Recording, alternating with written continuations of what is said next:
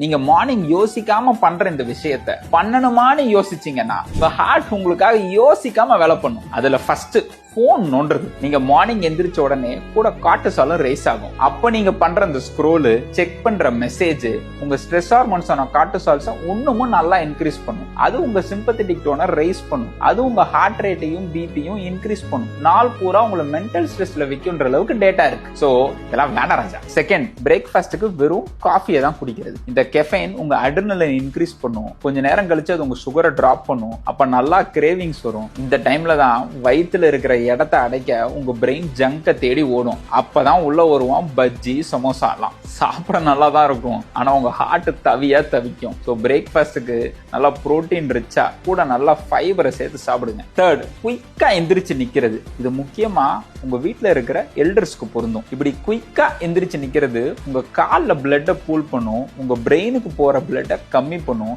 இதனால dizziness, painting எல்லாம் வருங்க. அதனால ஸ்லோவா எந்திரிச்சு நில்லுங்க. ஸோ நாளைக்கு மார்னிங் இதெல்லாம் பண்ணணுமான்னு யோசிங்க. யோசிச்சிட்டீங்களா? Congratulations, have a healthy heart. And இதெல்லாம் யோசிக்காம பண்ற ஃப்ரெண்டுக்கு இதை ஷேர் பண்ணுங்க.